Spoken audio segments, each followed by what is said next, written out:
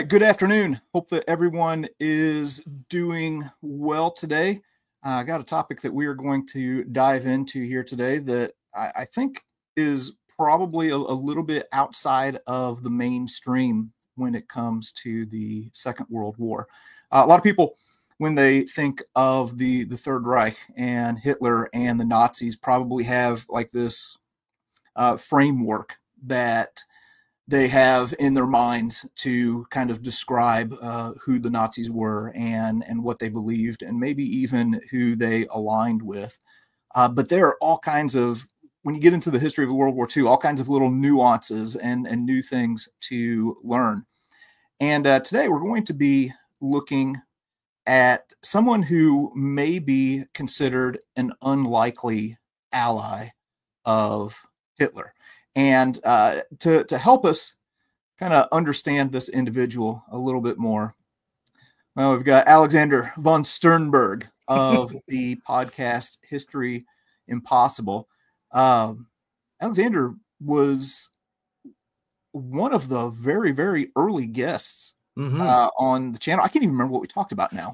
I think we were just, yeah, because we both did a crossover sort of thing because I think we were both up and coming at that time. Because this is like back in, I think it was the pandemic years, honestly. It was like 2020, yeah. I want to say. It was wild. Yeah. And I think we spoke mostly just about, I think the sort of repeating topic you and I have talked about is history education. Because the last time we spoke, it was on my show, we spoke about the knowledge gap in the Holocaust education that exists, at least in the United States, but it seemed to be getting a little broader. And I think that was kind of this like similar stuff we spoke about at that time. But yeah, it's been a while, and I've been really happy to see your channel growing and doing so well, and you're bringing so much more information to, everybody on various subjects. I mean, it's pretty clear your wheelhouse, though, and we've talked about this, is World War II, yeah, and the Civil War, the American Civil War. Let's be fair. There's it's always kind of home base for me. I kind of go back and I'll drift out here and there, but I always end up circling back to World War I, World War II, and Civil War. Yes. So it's been a little while for those who maybe are a little bit newer to the channel. Alexander has a podcast called History Impossible. And how long have you had your podcast now? Actually, it's the 13th. In about 5 days, it'll be the 6th anniversary of the show. So yeah, it began in 2019. Yeah. There are tons of history podcasts that are out there now. I would say that Dan Carlin kind of kicked the door open with his podcast. And you were one of the first to kind of, go through that door that he opened up. Right. I mean, it was really, I mean, I think he was obviously the original inspiration for I would even just say him and Mike Duncan were the originators of the forum, I guess we could say, or I should say the forums, because I've always said that I think that there's two schools of history podcasting. One is the Carlin school, one is the Duncan school. Duncan, all about doing the shorter episodes on a much more regular clip. In his case, on a much more focused topic, though. That was History of Rome. Revolutions is, a little broader than that. He talks about many other things in there. And on top of that, he's writing incredible books. So, I don't know how he finds the time to do all that, but people say that about me in grad school, because I've been in grad school now for 3 semesters total, and I'm still putting stuff out. But regardless, and Carlin, of course, he does the mega episodes. I'm still going through Mania for Subjugation Part 2, is Alexander the Great series that he's been doing. And I was getting ready to start that. Yeah, I mean, it's great. It's what you would expect at this point. And, that's what I mean is that, like, he created the forum. He started in 2006, technically 5 with his Common Sense show. I think he started that before. I could be getting that wrong, but he was at the ground floor with podcasts. Like, it was just not, I remember when the podcast app, which it wasn't even an app then, it was like a tab on iTunes way back then. I was in college at the time, and it was just, I didn't know what it was. And I didn't get cued into Carlin until 2012, I think, with what I consider to be his best episode, or among his best episodes. And that's Prophets of Doom, which is like, if people haven't listened to it, you have to buy it at this point, but it's like $1. Go buy it. It's an incredible experience. It it let me understand that podcast didn't have to be under an hour. It was, I believe it's about 4 hours, 4.5 hours long. And it's all about the Anabaptist of Munster and the chaos that was unleashed by the Reformation in its early years in Germany specifically. And it's an incredible episode, but a lot of his, I mean, I don't think he's made a bad episode, honestly. So, but then after that, you had the rise of figures like Daniele Bolelli, who I consider a pretty good friend at this point. He actually helped me get my start because we both live in, you know, in Los Angeles County, I guess is the best way to put it, because Los Angeles is so big. And that explains why I'm not on fire right now. I was going to address that we're pretty fortunate that this even happened. Up until a couple of hours ago, honestly, this was hanging in the balance because we didn't know if you were going to be able to join us. But fortunately, the fires have not reached you. Right. Not even close. I mean, it's really more an issue of like if the power goes out. So if the live stream just cuts short, that is why. I'll just say that right now. I mean, we'll have lost power and that won't be ideal, but I don't think that's going to happen at this point. It would have happened already, but you know, let's just keep our fingers crossed, all that. But yeah, like back to what I was saying, you know, when Daniele started his show, History on Fire, I think he really helped open the door even further. And we can really thank Joe Rogan for that, because he was the one who was telling everybody to start a podcast back then in the early 2010s. And, you know, Daniele did. And now he has, you know, one of the best history podcasts out there, I think. And that really helped inspire me among many other great guys that I've gotten to know in the community at this point. And and Daniele gave me the advice to not start my entire podcast with what we're going to be talking about today, because that was actually going to be my very first episode, was going to be talking about this very strange alliance between Hitler and the leader of the, you could not even just a leader, but the founder, the official founder of the Palestinian nationalist movement. And I'm going to try very hard, by the way, to not anger the YouTube gods when talking about this. This is a very dicey subject because it covers two very dicey subjects. So, especially in today's world. Yes, exactly. Well, let's go ahead and dive in here. Yes. So let's go ahead and address the elephant in the room. Yes. This dude looks like Ryan Gosling. I was gonna say, this is not Ryan Gosling, but if anyone in Hollywood ever has the spine to make this man's story into a miniseries for HBO, we'll say, which they should, because it would be incredible, they would have to cast Ryan Gosling. I've been posting this guy's photo, talking about this man for years now. I did not start, like I said, my podcast with it, but I did 2 years later in 2021 start talking about this story. And this man's name is Haj Amin al-Husseini. And he was the Grand Mufti, which is a religious legal leader, sort of a combo kind of situation in the Palestinian Mandate under the British Empire after World War I. And he was actually not the first Mufti in his family. In fact, it was a family business. His older half brother had been the Mufti before him, but had unfortunately died young. And he was able to secure the position mostly through backdoor dealings with the British, which is a whole, rabbit hole we can get into. But honestly, if we spend too much time talking about, not even too much time, but just the amount of time required to discuss his time as the Grand Mufti in Jerusalem at the time, that's all we would talk about. It's a very complicated story. But he, like I said, his role as the Mufti was part of a family tradition. But not only that, he actually was descended from the Prophet Muhammad himself. His family is part of a long line. And I couldn't begin to tell you the split with the Prophet's family line, but he was, because there's a lot of different splits, but he is a direct descendant, or was a direct descendant of the Prophet, him and his family. And while working as the Mufti, he really kind of created this idea that we recognize today of Palestinian nationalism. But where people don't really understand, they see Palestinian nationalism as this desire to have a Palestinian state, full stop, that's it. That was never his ambition. I mean, that was part of his ambition. He absolutely wanted an independent Palestine free of the British, but he had other priorities. And I'm trying to think of like, I think the first, I'm trying to think of the best way to like break these down. I think the first one to break down is his ambition didn't stop with Palestine. It actually was something known as Pan-Arabism or Pan-Islamism. He was sort of,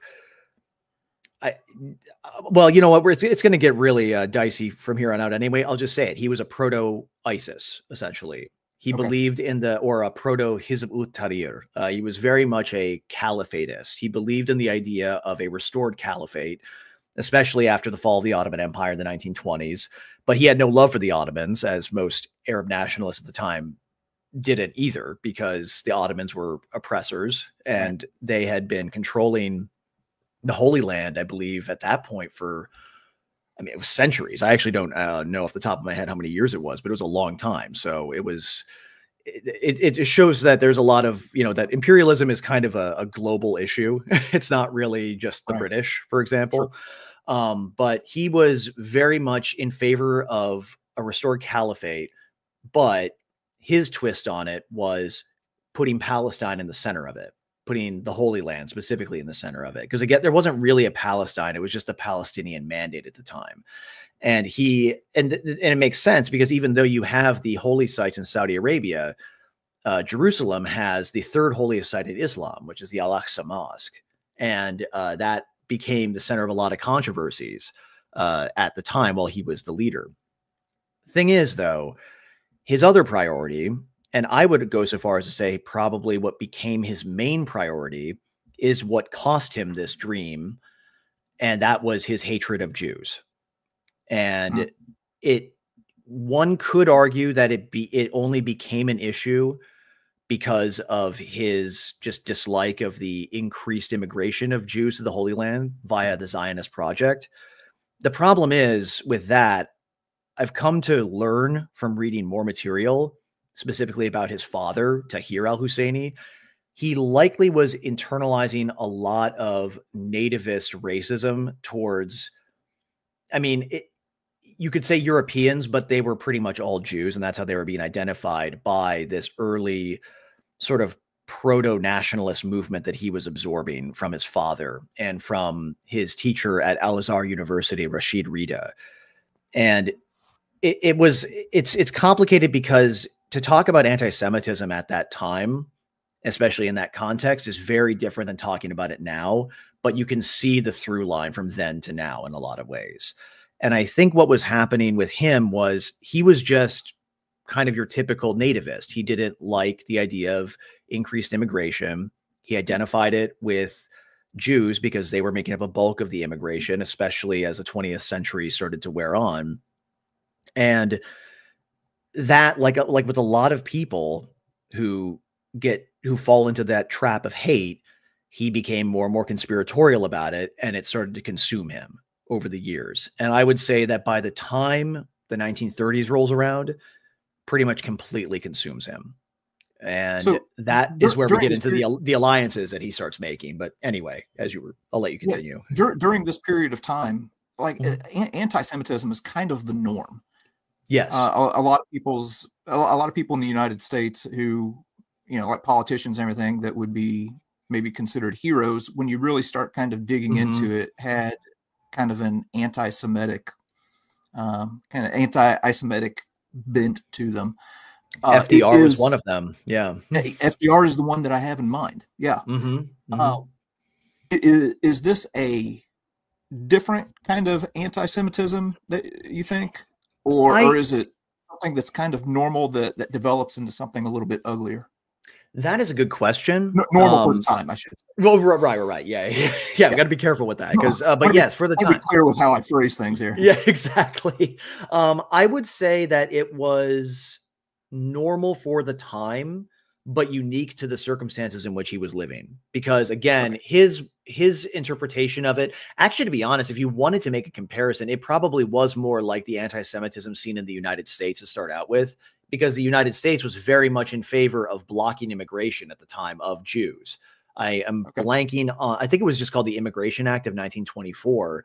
That, along with another law passed in Britain, I couldn't tell you when that one was. I don't know my British history well enough, but they were both designed to like block immigration from Eastern Europe, which that almost inevitably, especially in the United States, meant Jews. And right here, we're jumping back in time a little bit. On the right here, the man with the, well, they all have little mustaches, but the one on the right, that's Haj Amin serving with the Ottomans during World War I. And it's just interesting because that experience for him was very formative in his formation of nationalism. And during this time, I spoke about this, I believe, in the second episode of the series that I have been doing years ago now. He started to like write down his thoughts, and it became clear that at this time he was becoming a bit of an Arab supremacist in a way, an Arab exceptionalist, where he even at this time began to form thoughts about a hierarchy of what the Nazis would later call races. I think he more saw them as cultures and whatnot, but he placed Arabs at the top, which is ironic given where he would end up and, you know, what the Nazis thought of Arabs. But that's, you know, we'll get to that later, of course. So he really was forming this very Arab centric view. So in that sense, I would say it's also not very unique, his anti-Semitism, but and it also was fueled by his likely reading of the Protocols of the Elders of Zion in the early 1920s, which I don't believe it had been translated into Arabic yet, but he spoke multiple languages, and his the family is very complicated, but the mayor of Jerusalem was a relative of his, and he had been singing the Protocols as praises in the early 1920s. And it's hard to believe he had not been exposed to them by that point. He was a voracious reader, and later in life, it was said that he had parts of the Protocols memorized. And he was known for memorizing stuff that he read. I mean, he memorized the Quran at a very young age, or passages from the Quran, I should say. So he was very much a voracious reader, very well-traveled person too. He made his pilgrimage right before World War I, and that's why he has the honorific Hajj at the front of his name. And I believe he was only about 15 years old when he did that. So, but then after the war, he became involved in I guess it was during the war, but you know, it was kind of clumped together there. He became involved in the first Arab Revolt, which I think is really what kind of radicalized him and made him a passionate idealist for Arab nationalism. But again, there was all this stuff going on in the background that was already pretty ugly and making it uglier as time went on. And you can kind of see that as the 1920s come around. And there he is at the bottom left, sitting with these other leaders who were all sort of in opposition to the British Empire's presence in the Palestinian Mandate. And his agitation, his activism, is arguably, there's debate on how much responsibility he holds, but he was at the center of 3 major riots that occurred in the Palestinian Mandate in the 1920s in terms of just his presence and his rhetoric. Now, I don't believe rhetoric causes behavior, but he was definitely encouraging, and his people were encouraging a lot of unrest at the time.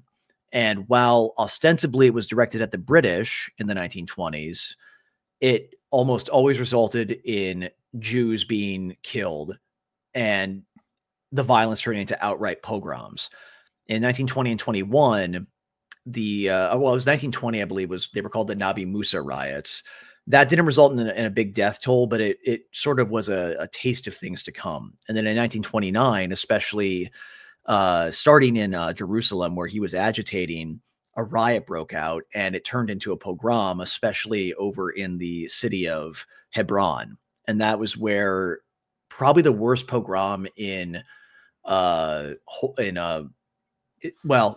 believe it was the worst pogrom in, you could say, Israeli Jewish history. There was no Israel yet, but it was the region until October 7th, 2023. It was devastating.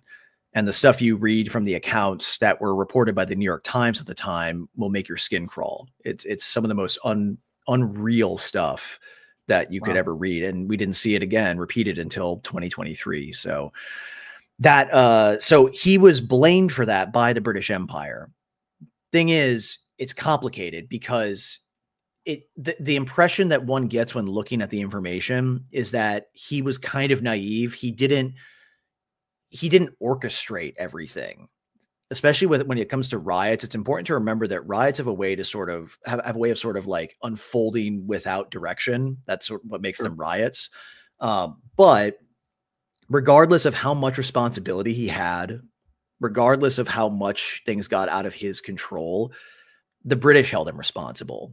And for both of these riots. And in fact, actually, after the first riots in 1920, he was in exile for a number of years.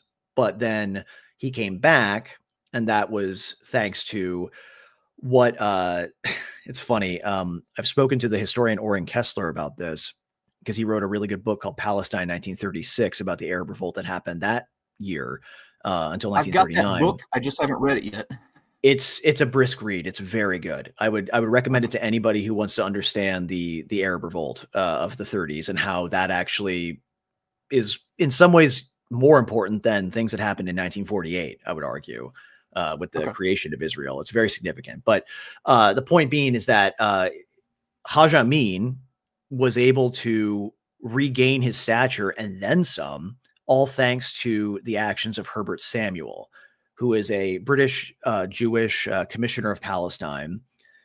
He was a staunch Zionist, like most British Jews were at the time in government.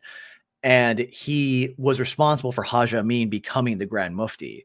And he never admitted, like very publicly, that like it was what a mistake it ended up being.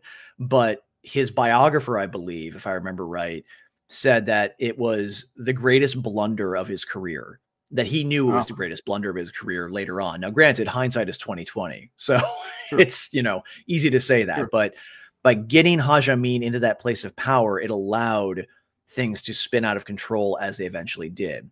And with this photo, this is him meeting with some Saudi nationalists who were also pan-Arab nationalists. They all shared the same idea of basically ejecting Europeans from the Middle East and, you know, establishing a nation of self-determination and stopping immigration and so forth. I can't really speak to much with, you know, Saudi history in this respect. It's just a good photo representing Haj Amin at the time. This is around the time of the Arab Revolt that I spoke of, which happened thanks to the agitation against the British finally becoming truly violent. And that was started by a radical named Izzeldin al-Qassam. And people with eagle ears, I don't know if that's a term, but might pick up on the term al-Qassam because the al-Qassam brigades, the soldiers of Hamas, are named after this guy. And al-Qassam, you know, for anything, you can say a lot of things about him, including that he was unhinged, probably insane, very violent, hated Jews, but he died an incredibly heroic death. You can't make up how heroic it was because he and his fighters were eventually cornered up in the mountains and got into a pitched gun battle with the British forces and died to the last man fighting.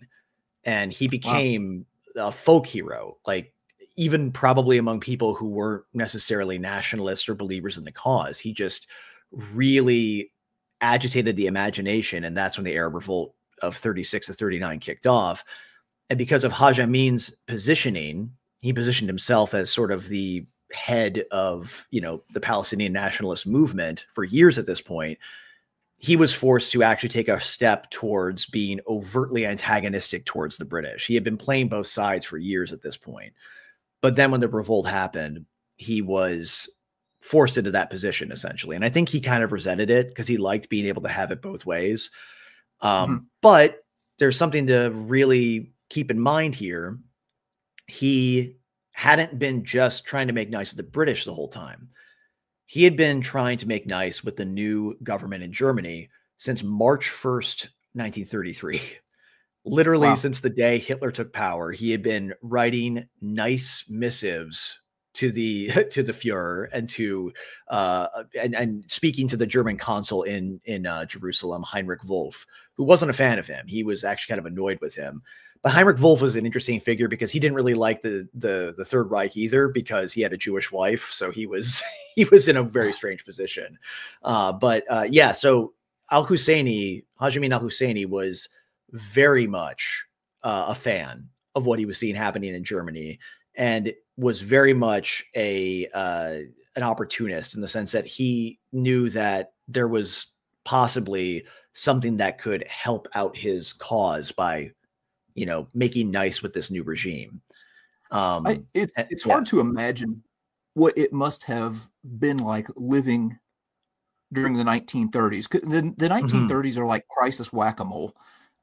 You got the Great Depression, you have the rise of Nazism, you have the Second Sino-Japanese War, and in the midst of all of that, a lot of people, at least probably in the U.S., kind of overlook what's happening in the Middle East. But this is also a very, very tumultuous time, and anytime there's crisis and unrest, well, that kind of opens the door for some less than awesome things to happen.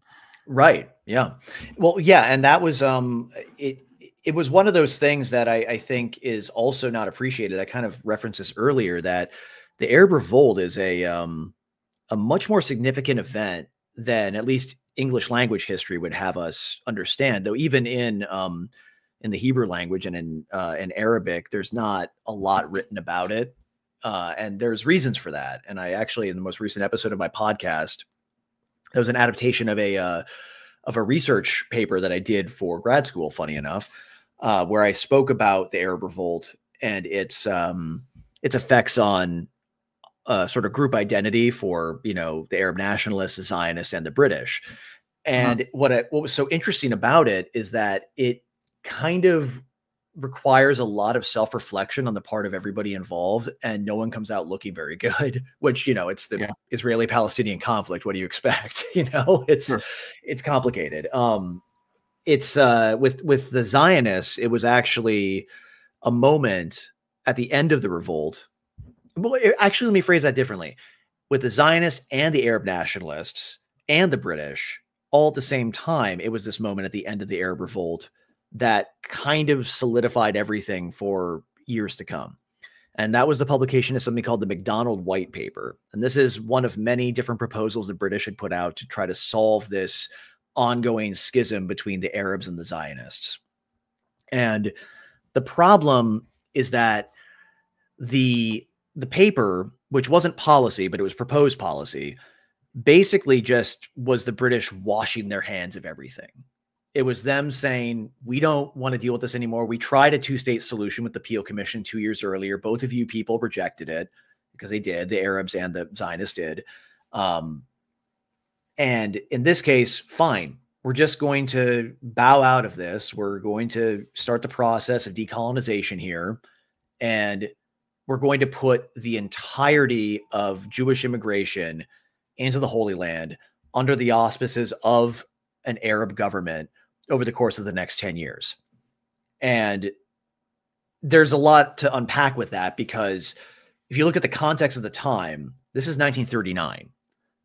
It is well beyond a shadow of a doubt that the Jews are being pushed eastward into what will ultimately be what Timothy Snyder calls the Bloodlands.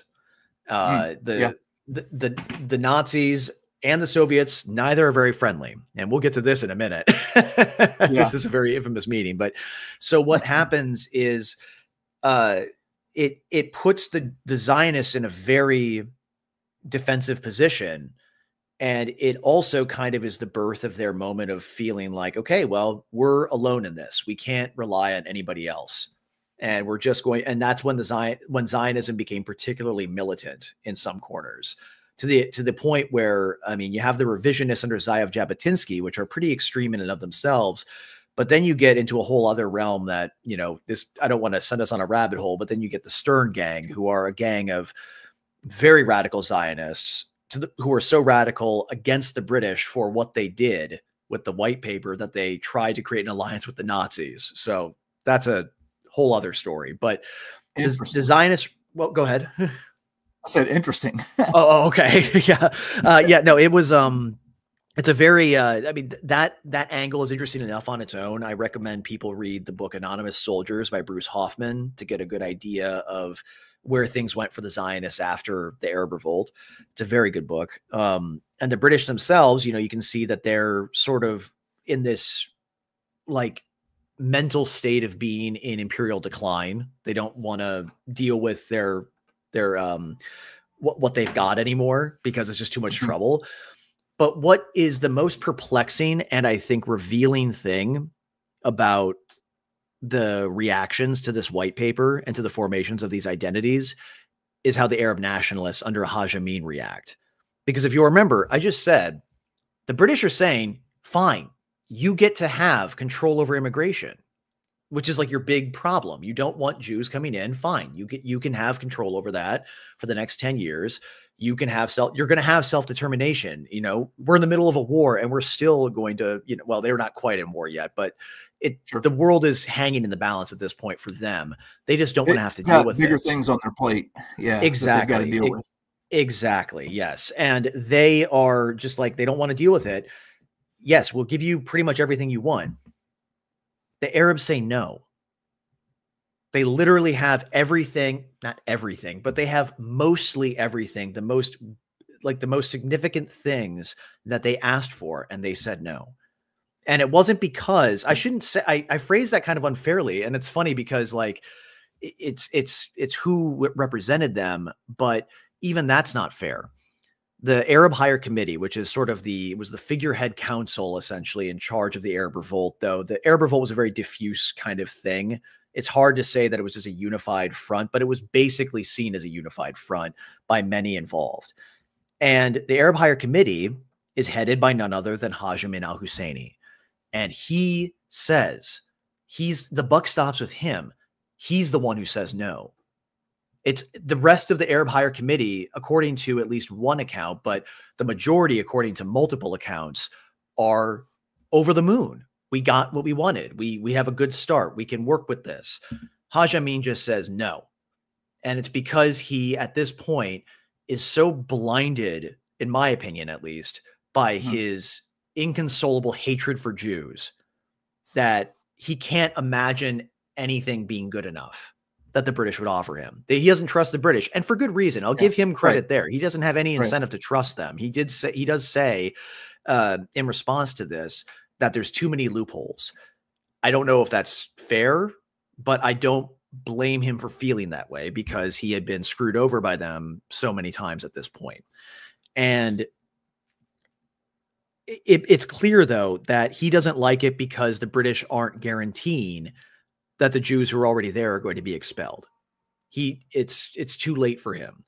And we know what his priorities are at this point because of a speech he gave 2 years earlier, 1937, that you can only, I mean, it's not in very many history books. You have to actually get this pamphlet that is in one of the later photos in this slideshow we have here that includes a speech that he gave in 37 where I'm actually not going to, I mean, I have the quote, but I'm not going to say it because I don't want to mess up your channel because it is full of the most vile invective that you would hear against Jews that like outside of Nazi Germany at this time.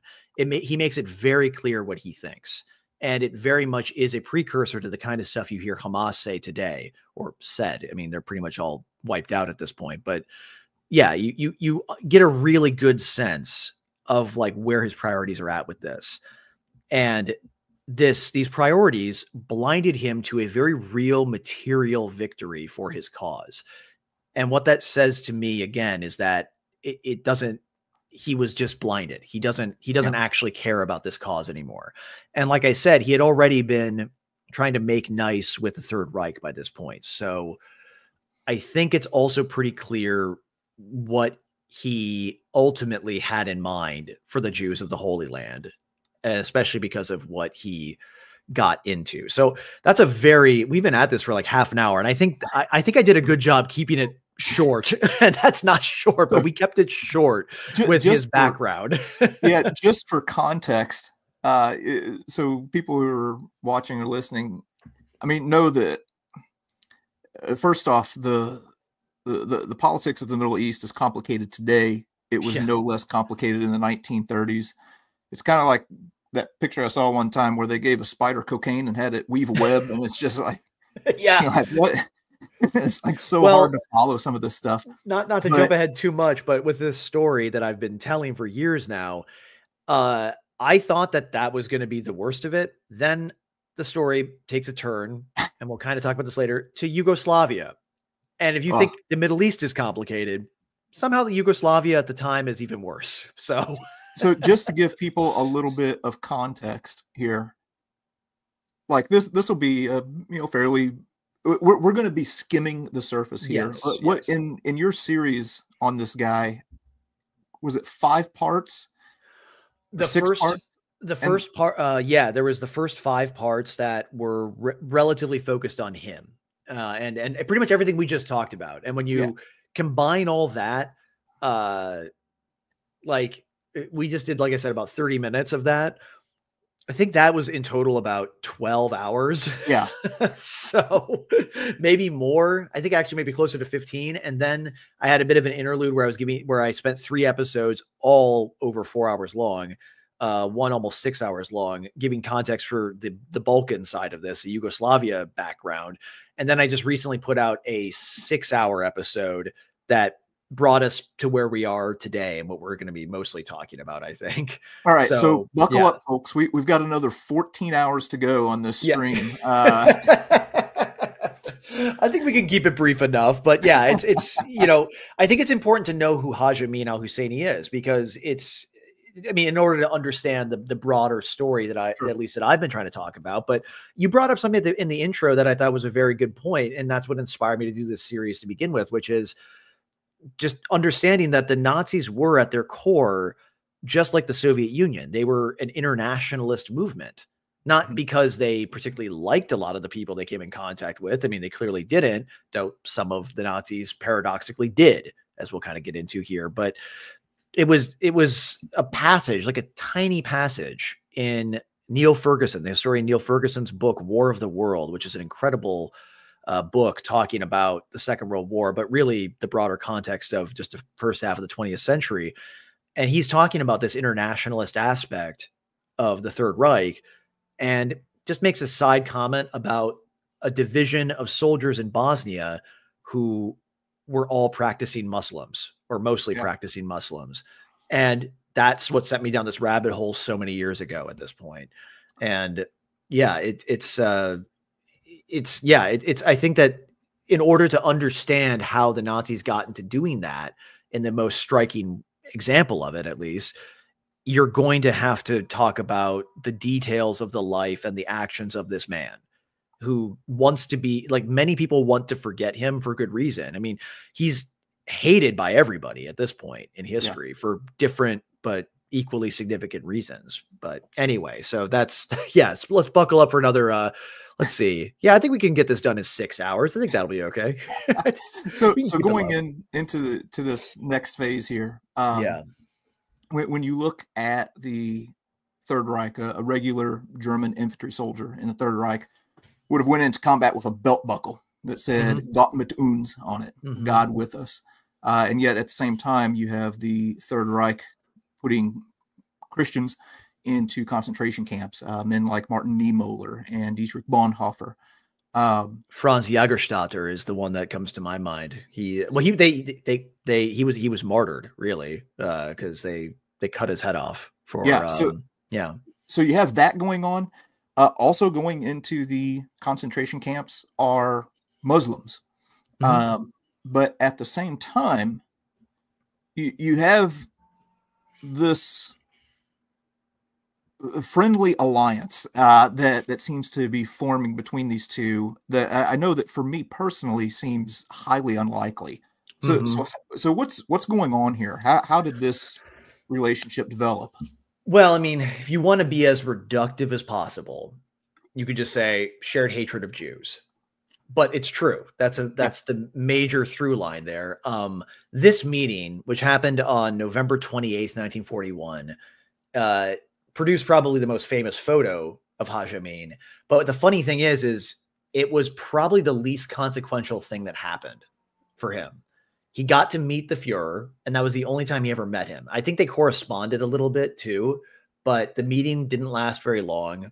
There's a lot of hay made by particularly noxious, I don't want to call them Zionists but that's kind of what it is. It's just that Zionist has become such a code word. Oh, here we go. This is the actual meeting, propaganda film showing it. And but yeah, there's a lot of hay has been made of this meeting, like I was saying, by people who have a bone to pick with Haj Amin, where this was repeated to his shame, in my opinion, by Benjamin Netanyahu back in 2015, where he repeated this claim that at this meeting, Hitler basically asked Haj Amin, what do you do with the Jews? And he just responded, burn them, which is not true. That was never said. It was not. You can look at the meeting minutes. I've read the meeting minutes. It's a really boring conversation with Haj Amin trying to get Hitler to commit to supporting the Palestinian nationalist cause, and then Hitler doing his usual monologuing where he just says, I can't do this until we take the Caucasus, and then after we've secured the position in the east that is most relevant to your cause, we'll then declare support for you. It was a very disappointing meeting for Haj Amin, I think, and I think Hitler might have seen it as a waste of time.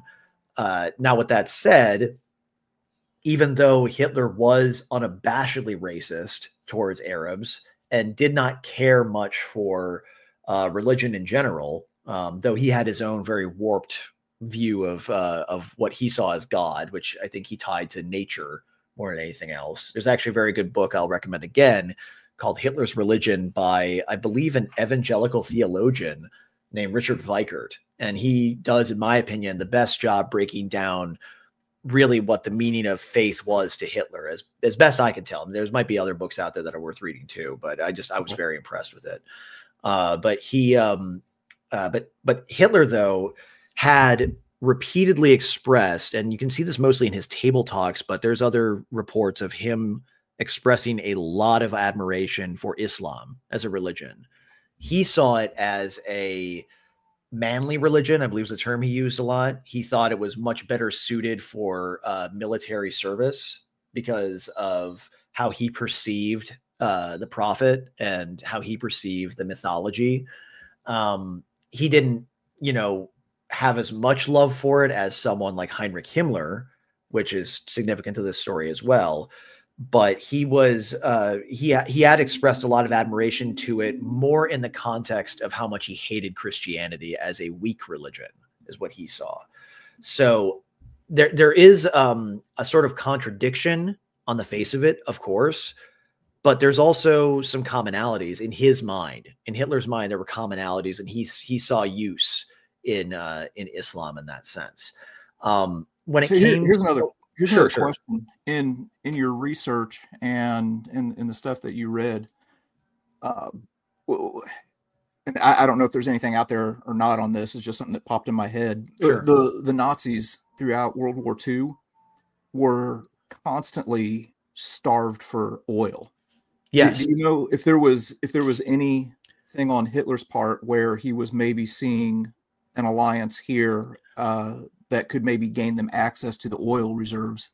Yes, that was absolutely, on his mind, because as many of your listeners probably and viewers probably know, they really were relying mostly just on Romania at the time. And then once they lost that, some have made the argument that the war was lost when they lost Romania, which I believe was in 44 or early 45. You can maybe correct me on that. But he was absolutely thinking about oil. But funny enough, the attempts to gain access to Iraqi oil specifically happened before that meeting with Haj Amin. But he was involved because he's always there. He's always in the background because at that time after 1939, when Haj Amin escaped exile from, he wasn't even in Palestine anymore at that point. He was in Lebanon, but then he escaped there and ended up in Iraq and helped foment a coup against the British-backed, blanking on his name, but the king of Iraq was loyal to the British. And he backed and Haj Amin helped foment this coup with members of these four generals called the Golden Square, and they briefly held control over Iraq. And there was even kind of the war expanded to the Iraqi desert between the British and the coup forces, with I believe even the RAF doing bombing runs. Okay. So it became very intense, and the Nazis weren't. They I don't believe they had any troops there, but they were supplying arms and other material support to the coup plotters and to their forces. They were trying very hard to secure this location as a safe spot for them because of the oil. But they just never really put forth the effort that, if we want to get into, wargaming here, that would have been a smart move for them to really push for Iraq, because then they would have had insane like backups for their, for their energy reserves. Now, one can do the counterfactual. I haven't. I'm not knowledgeable enough to do that, but I would love it if somebody who has more knowledge of World War II military history does a counterfactual sort of like, okay, well, what if the Nazis, instead of doing X, decided to spend all of their energy taking Romania and Iraq? So they have this, this energy reserve, and like how that would have maybe turned out for them in the war. I mean, I already am a bit of a believer in the idea that had Hitler not tried to punish Yugoslavia for its intransigence, which he didn't need to do in 1941, if that delayed Operation Barbarossa by supposedly a crucial few months. And I'm a believer that if he hadn't done that, the outcome of the war would not be the same as it is in our history books. So Wow. it's very hard to say what this would have done. So yes, I think that by the time though that Haj Amin had gotten to Germany, the battle in Iraq was lost. Like the British had retaken it.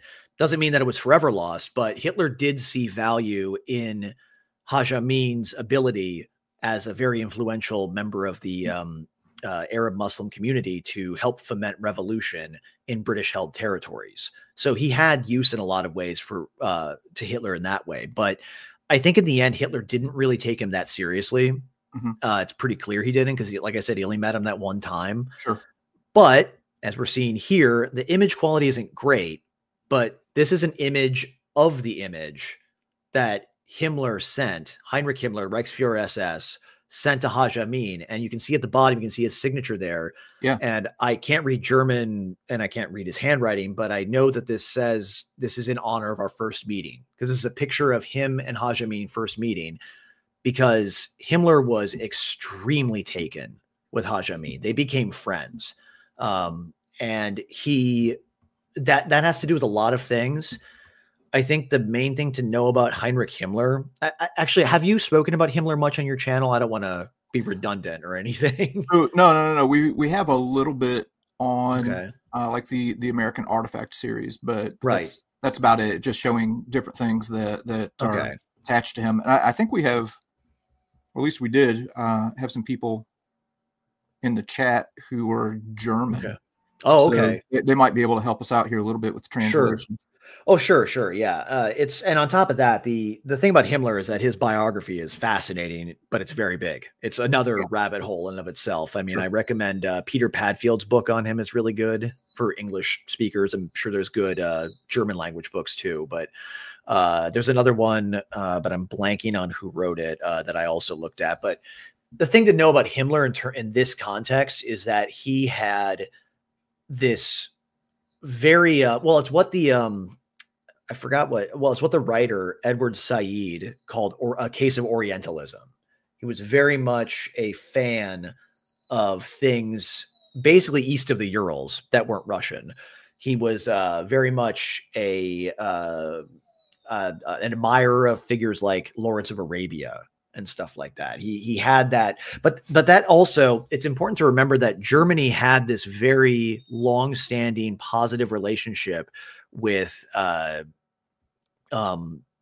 countries that went well before even the First World War. There was a lot of attempts to be friendly with them. There was a famous meeting between Kaiser Wilhelm II and I believe I think he went to Saudi Arabia. It's been a while since I looked into this, but he visited the tomb of Saladin, the Crusader, or the anti-Crusader is a better way of putting it, and gave a very nice speech to the people there. But point being is that there is like Orientalism, when it wasn't considered a negative term, was very much in vogue in German culture, and Himmler was part of that. But Himmler's love of Orientalism went even beyond Arab lands. He was a major fan of Hinduism as well as Islam. He was responsible for sending out expeditions to look for the quote unquote true origin of the Aryan peoples in the Himalayas. I mean, he was very out there. And in terms of his beliefs and whatnot, and all one has to really do to really get into like, to really understand his, what we could call his idiosyncrasies, is just look at how he how he envisioned the SS, his baby, so to speak. Right. And he was just as racist as any Nazi, but he did have a very different way of approaching such a thing than Hitler did, who was more dismissive.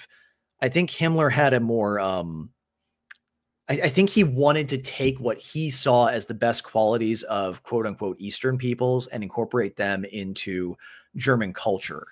Because you were talking about the hostility that the Nazis had towards Christians and Christianity, especially. You see that with Hitler, but you really see it in the SS. You really see it with Heinrich Himmler and his subordinate Gottlob Berger, who was also close with Haj Amin.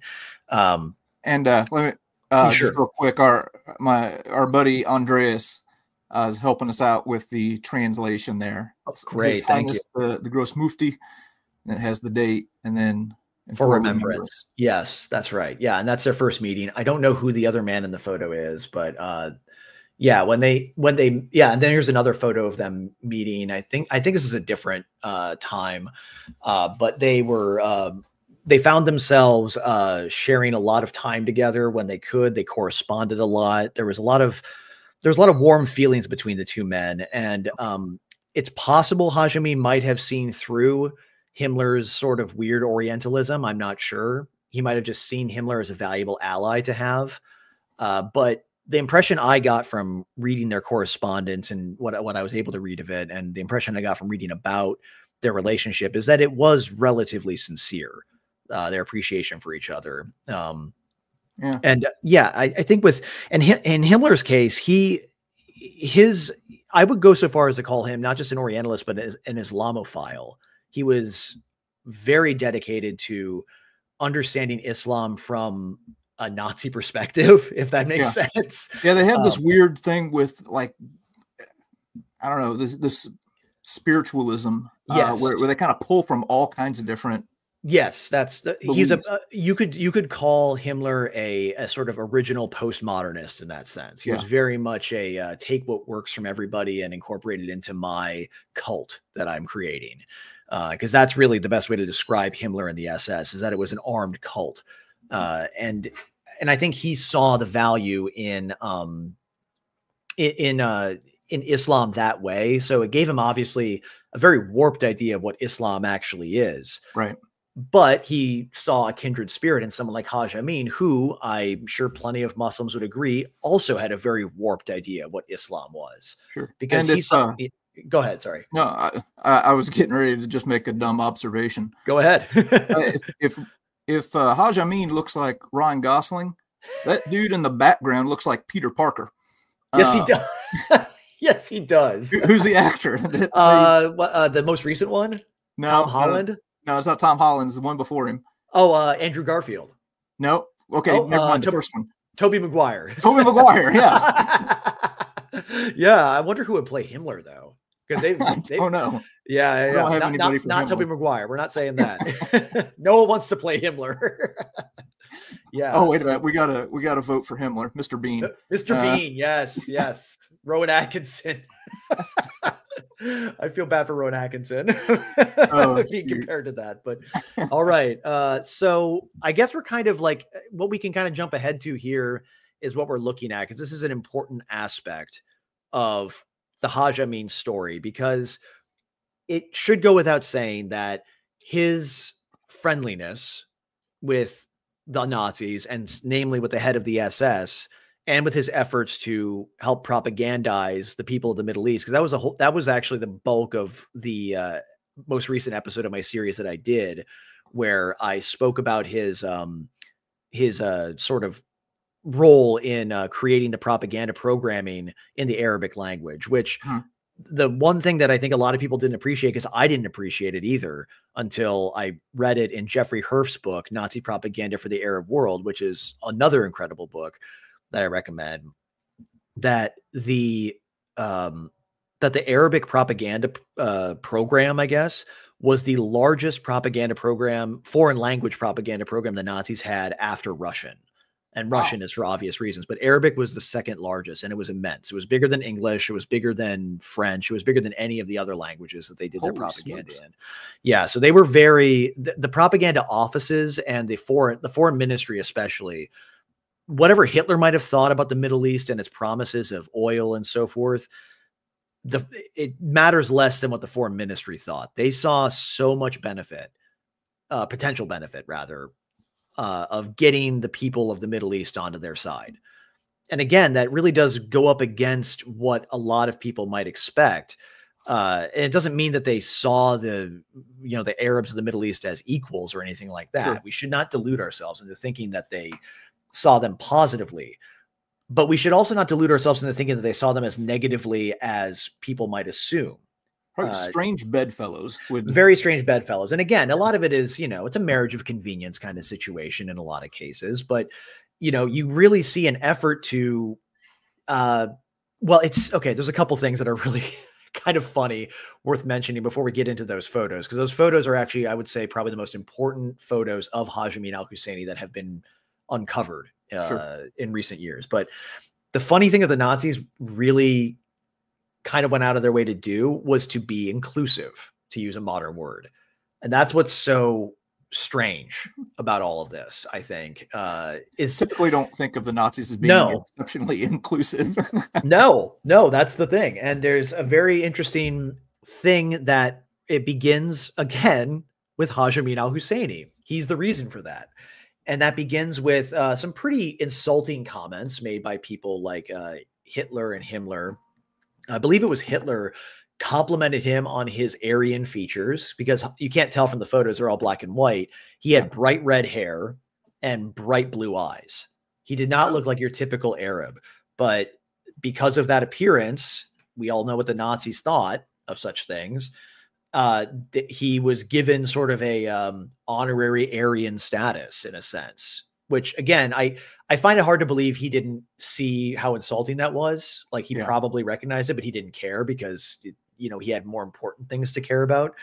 So you have that, but the interesting thing is the Nazis' propaganda efforts became more inclusive, like I was saying, and you could even call it politically correct, because they went from openly using the term anti-Semite to describe themselves to anti-Jew because of Haj Amin's influence.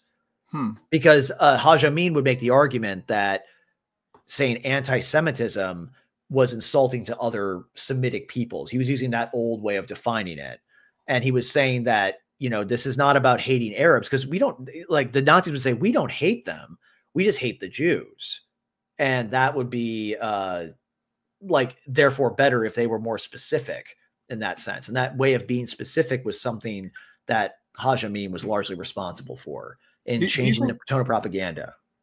Do you think this is something, I mean, if we're looking at like an alternate reality or something like that, anything that would have lasted in a post-war world where the Germans are victorious, or is this just kind of like a inclusivity of convenience? It's hard to say. I'm inclined to be cynical when it comes to the Nazis' motives, the Germans' motives during that time, because they, Hitler at least, but all of them were known opportunists and liars in a lot of cases, especially when it came to foreign affairs and so forth. But it also is true that the upper echelons, like the SS and so forth, were not always on the same page as everybody else. So Sure. if I was to guess, I would say they would have probably treated the Arab nations as subordinates, regardless, because that's just what they did with everybody. Yeah. But at the same time, had they been able, they being the Arab nationalist movement, been able to cohere under Hashim al-Husseini, because again, that was his ultimate goal. And he did see himself as essentially the new caliph. He really did have that ambition for himself. Had there been an Arab empire created in his image, it's possible that the Germans would have seen them in the same way they saw the Japanese. Probably not as equals, but as people that are worth allying themselves with. Okay. But that was never going to happen, most likely. And I think in that sense, it's probably unlikely to say they would ever have been anything but subjects to the Germans. So do we know where this photo was taken? This is in Sachsenhausen. Okay. So not a death camp, but it is important, like I was saying before, because people were obviously very angry, like I was saying, with Haj Amin after the war, because he walked free, ultimately. The French let him go after they captured him. And he was very quickly being labeled as a war criminal. And this was kind of understandable, like especially after 1948, the new Israeli government was very aware of who he was, and they've been familiar with him because everybody in the government was, part of the Zionist movement for the last, 2 decades. They were very aware of him. They were very aware of how dangerous he was and how much of an agitator he was, and they wanted to, see him punished. So they were advocating for it. But the thing is, a lot of people were pointing out things that had been uncovered before Israel had been founded. So a lot of people who want to downplay Haj Amin's influence and criminality during the war will point to the fact that Israel had a vested interest to extradite him and put him on trial. And sure, they did, but it was not for no reason. And not just because of everything that had happened before they were a state. It's because there was evidence that he had attempted to basically block the emigration of a number of Eastern European Jewish communities to Palestine. He had attempted to advocate to the foreign ministries of Hungary, I believe Romania, and I'm forgetting the other country, but this correspondence is found. And in this correspondence, he said explicitly, you should not be putting these people, you should not be sending them to Palestine. I know you don't want them. I understand, because I'm like you. I'm an anti-Semite, as he would say. And that's going to get clipped. I just realized. But no, he would, appeal to them, and he would say, but don't send them to Palestine. Send them to Poland. And this is in 1944. And the question then comes, does he know what's going on in Poland? Yeah. I am inclined to believe he does. He did know what was going on in Poland, mostly because of various pieces of evidence of him speaking about what Himmler had told him. And also, we'll get to that with these images here, also kind of implies what he knew. But so he's aware of what's happening over there, is the claim. And I'm trying to think of I just lost my train of thought there. Sorry. It's hard to imagine that he and Himmler would have had this rapport. Yeah. And have this commonality in anti-Semitism, and Himmler not talk about what they were doing. Right. Yeah. And Haj Amin would claim after the war in repeated, instances that he had no idea what was going on. And that he had, and then the big thing that kind of reveals, there's a lot of things that reveal he was a liar, but he claimed he never visited a concentration camp.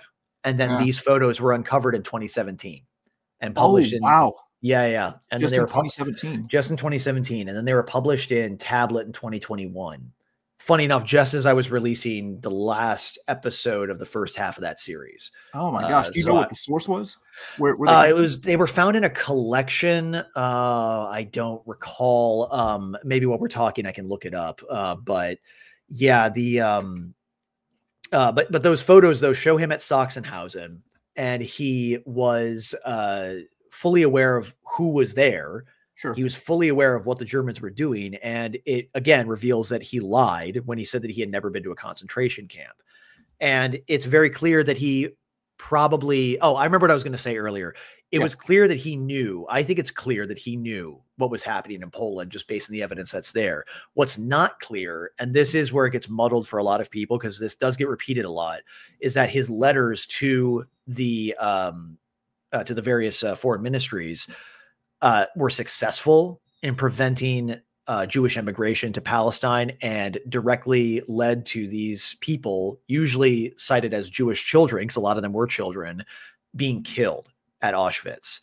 Thing is, from what I can tell, from what I was looking in the sources that are out there, that's just not true. The United States Holocaust Memorial Museum website even goes so far as to say that there is no evidence that any of these people that he wrote about were sent to a concentration camp at all, or were killed. So here's a, I'm sorry, go ahead. Oh, no, I was just saying that. So there's no evidence of that, but there's plenty of evidence that he intended it. And there's plenty of evidence that he knew what was going on.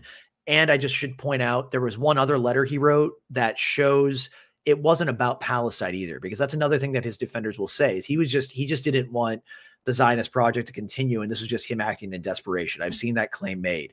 Problem is he was sending a letter to the Italian foreign ministry to say, hey, don't send your Jews to Palestine. Problem is and he should have known this, the Italians at this time had no intention of sending their Jews anywhere. They were sheltering them at this time. I believe it was, I don't remember when it was. I think it was before Mussolini's fall, but I could be wrong. But he sent it at a time when it was clear the Italians were not deporting their Jews at all, but he was telling them not to deport them to anywhere except to Poland.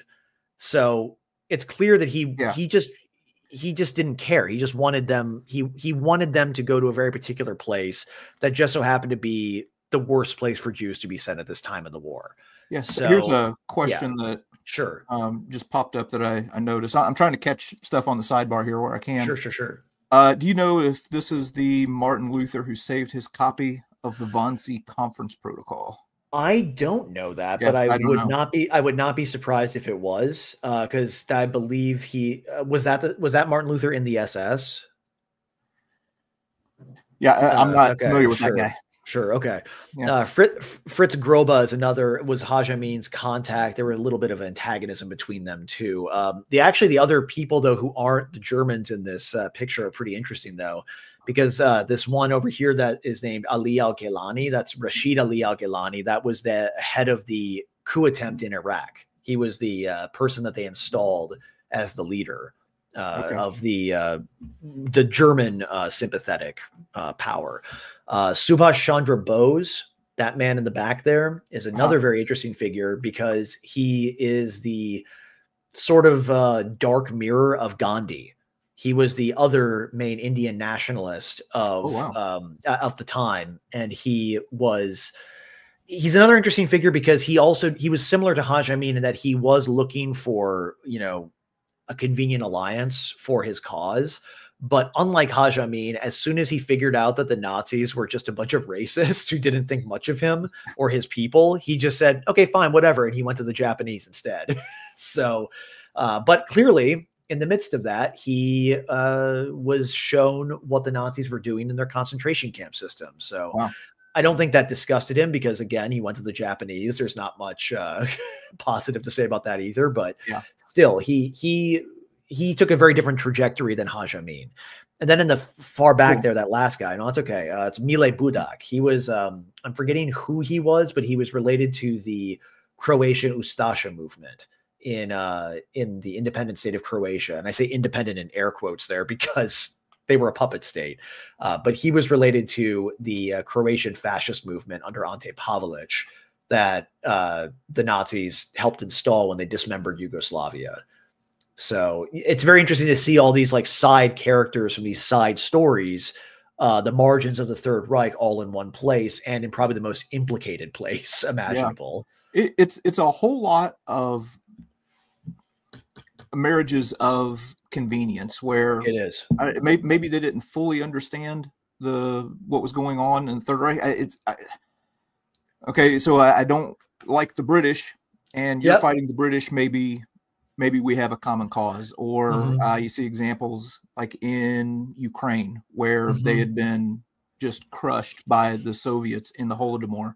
Yes. Like, okay, well, you're not the Soviets and you're fighting the Soviets, so some of them throw in the Latvians, same thing. Yeah.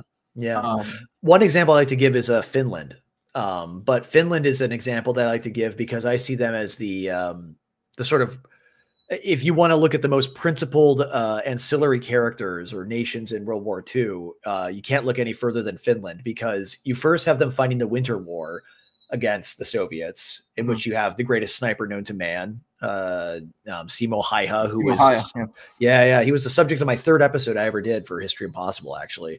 And that's always a really fun one that I love, a fun story I love referring people back to. But then after the Winter War, they themselves also join up with the Third Reich. And then after they are able to kick the Soviets out in the continuation war, if I'm getting my timeline wrong, someone please tell me. But after that, they then declared war on the Germans in the Lapland War to kick the Germans out because they didn't like the Germans trying to tell them what to do either.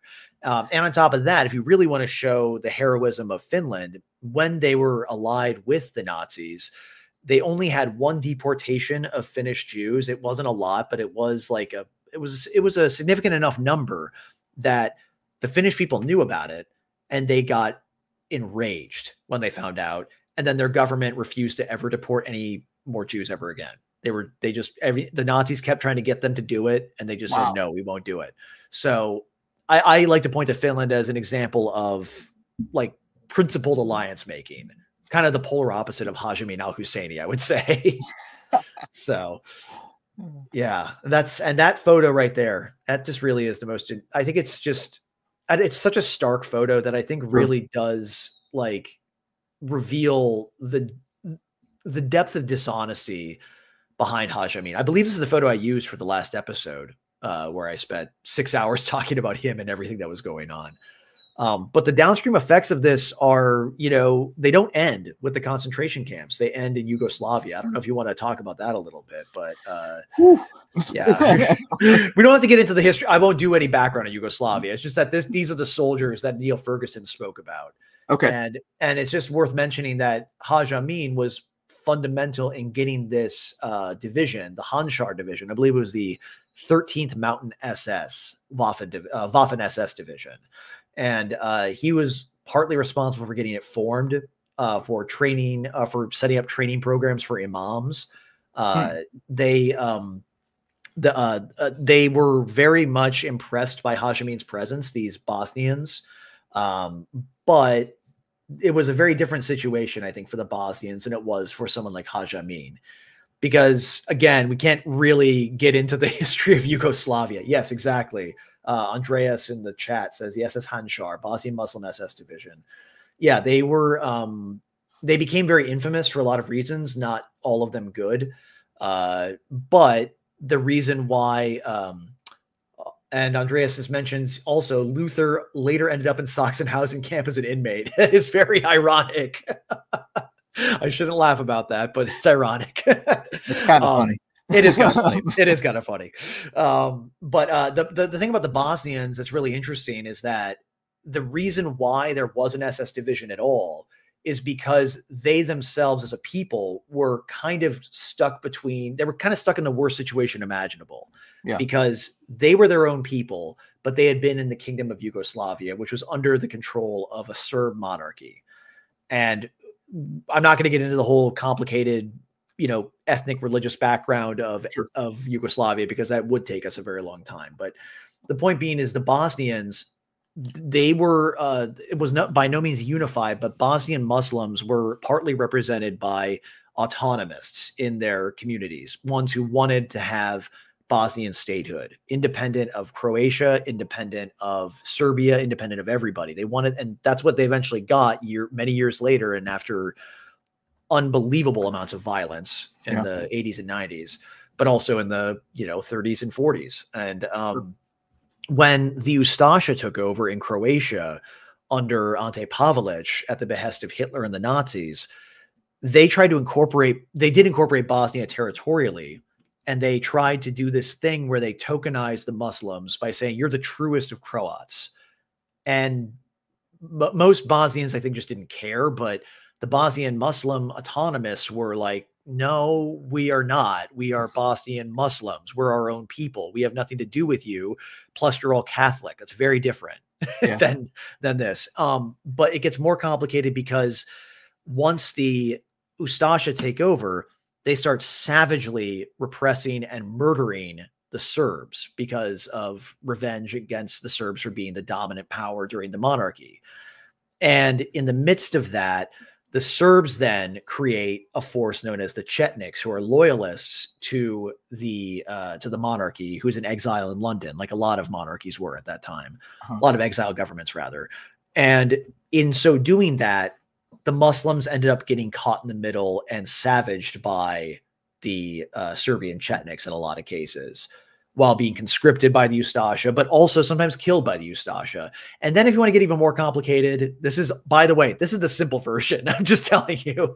Then you have the rise of Tito's partisans, the communists in Yugoslavia, who many people will know were the ones who ultimately came out victorious in Yugoslavia and became the leaders of the reunified kingdom.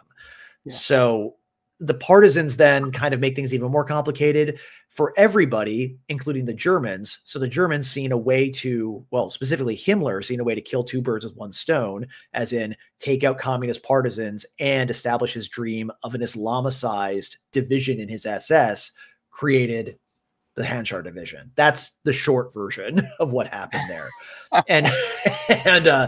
And then, yes, this is, you see them looking at a propaganda pamphlet here. That's where you see that speech Haj Amin gave that I referenced earlier. But it's very clear that there was a concerted effort, thanks to Himmler, but also thanks to Haj Amin, who was essentially an advisor to this, to create this marriage. It wasn't, I mean, that's the thing. It was a marriage of convenience, as you very correctly said earlier. Yeah. But it's interesting with Himmler and Haj Amin helping him, they tried to make it much more than that.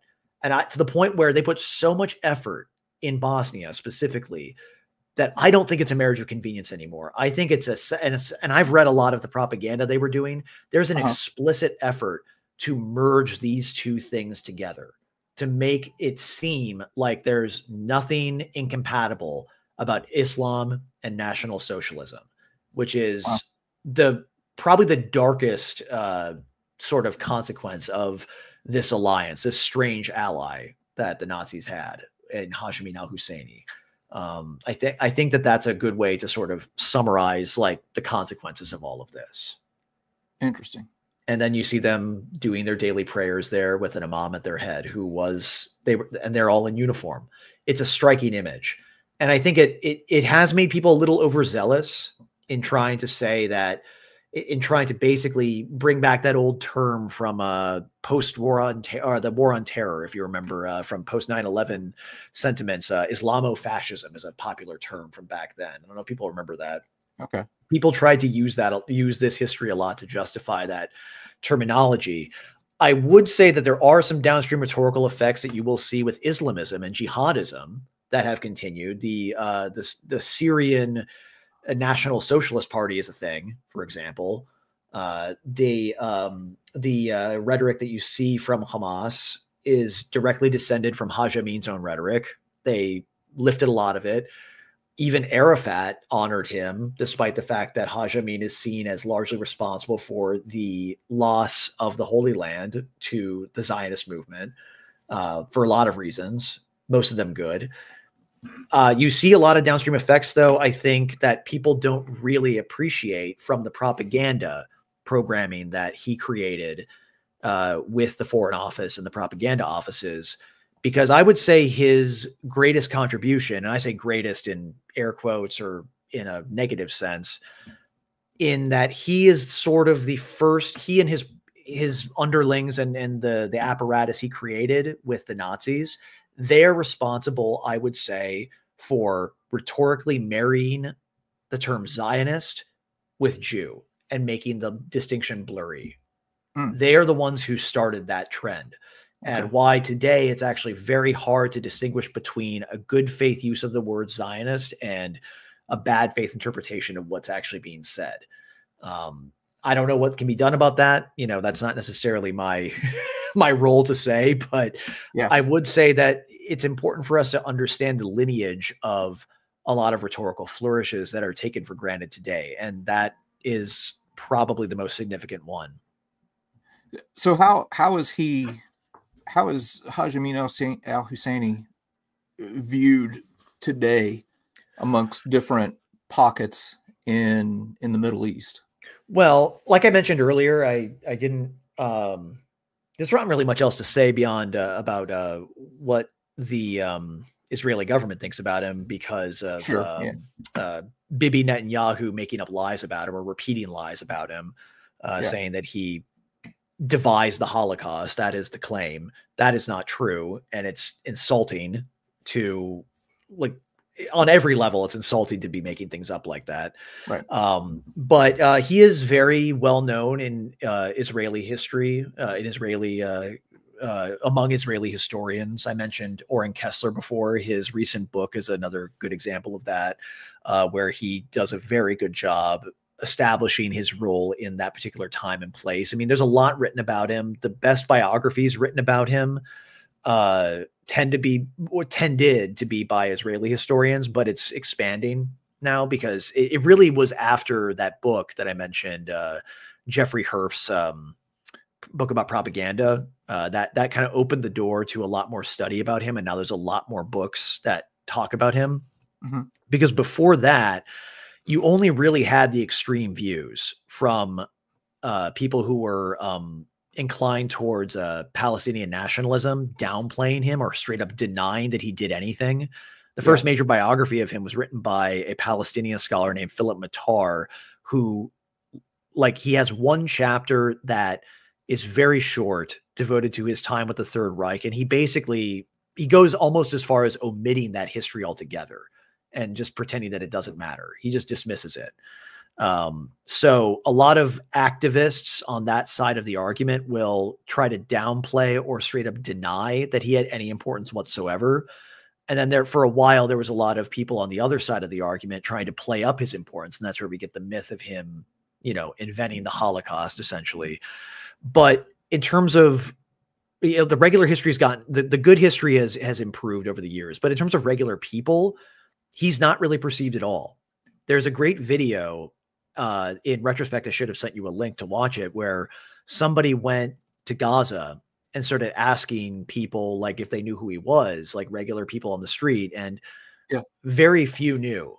I mean, he's been largely omitted from the history books because of how he's seen as the sort of reason why there is no Palestinian state. Again, it's not even really about his role with the Nazis. So that is another part of it as well. It's the fact that he sort of squandered any ability for Palestinians to have statehood before it was even like a possibility, even in a lot of cases. And, it doesn't really matter why they think that. The fact is, a lot of them think that. As far as I know, there's only one street named after him in Gaza, and it's a little tiny side street. It's like people might be like, oh yeah, he was a good man, or he was a great man in our history, is like the best you'll hear people say, but they don't know who he is. They don't really remember. Sure. He did, like I said, I think Yasser Arafat did give him an honorific, but yeah, or did give him a tribute rather, after he died in 1973. I believe it was 73. It might've been 76. Regardless, he died in the 70s. And, but he's been largely omitted from the history books. And it's not just because he is hated by a lot of people, especially at the time. He was hated by a lot of contemporaries, which I talked about actually in my recent episode that I just did. People should check that out if they want to see how some people saw him. But it's also because his alliance with the Nazis is conspicuous. It's the most well-documented part of his career in a lot of ways, especially in the West. So it's very inconvenient. It doesn't matter, like, even if, like, for example, Hamas, like, they don't obviously care about you know, looking good in the West necessarily, but they understand, or they rather, they don't care about being perceived as anti-Semites, I don't think. Sure. But they also recognize the power of that image of him meeting with Hitler. They don't, it's not convenient. It's because Hitler is rightfully seen as the 20th century's grand villain. And, you know, we can be, you know, revisionist if we want and bring up other villains of history at that time. But the fact of the matter is he is a historical villain, and being friends with him was just not a good thing to be, especially when it becomes clearer over time and with more data that he was a little bit more than a friend. He was an enthusiastic collaborator with what was going on. Did he ever have anything to bring to the table as far as a military presence? Was there anything that he could have mobilized at home to bring to the table? That's a good question, and I would be tempted to say no, because there were attempts and nothing really came of them. I keep throwing books at everybody, but there's another really good one by these two brothers who's Basil and Yusuf Abul Ainain. They are military historians, I believe, called The Secret War for the Middle East. And they talk about a lot of the efforts to, you know, by all sides, all the major powers, like to bring in people from the Middle East. And, you know, there were attempts to create an Arab Legion that didn't really go anywhere. I think one main reason is the British presence in the Holy Land was just too powerful. But another reason was the Arab nationalist movement in the Mandate was just not unified anymore. They got fractured, and again, that fracture was already kind of there, but it was made all the worse by Haj Amin and his intransigence during the Arab Revolt. So there was really not much that could have been done. And in a way, that's what's so tragic, to, you know, be totally fair to the Palestinian nationalist movement of the 30s, is that they had an opportunity.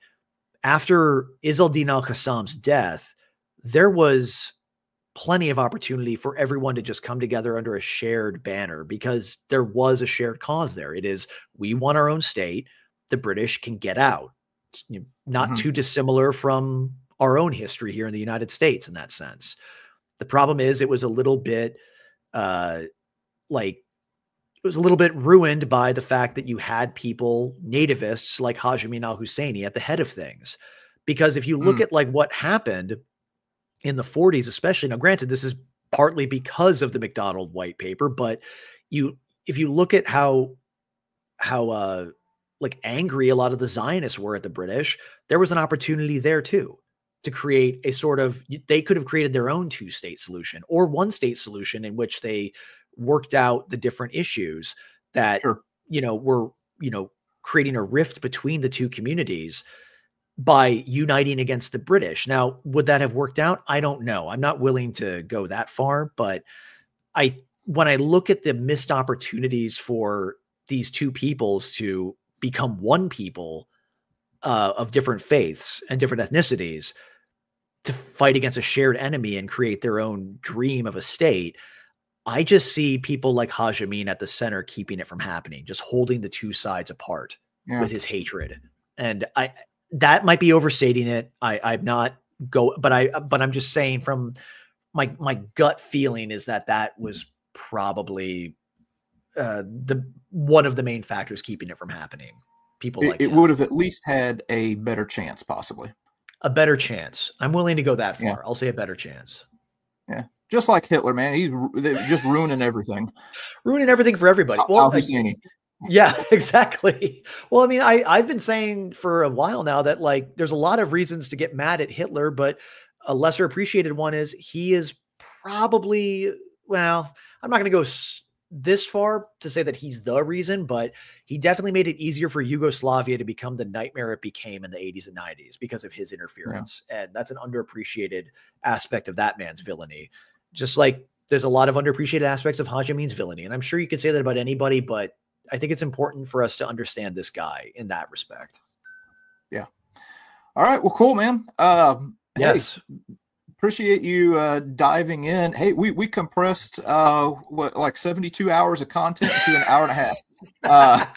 That's not bad. Well, it will. It's going to just get longer. I can't tell you how long it's going to be, but I am hard at work on the next episode of the series where I'm actually going to be talking about the Hanshar division. I'm finally getting to it, the thing that inspired me to do this whole thing to begin with. And I can't imagine it's going to be shorter than 4 hours. So and I'm only just starting, but yeah, if I'm sure you've recommended my show so many times, but I'll just say it. Yeah. Find History Impossible on Substack, Patreon, wherever, if you like what I'm doing and support it, subscribe over on Apple Podcasts or Spotify or wherever you get your podcasts. I think people who enjoyed this talk will enjoy the show.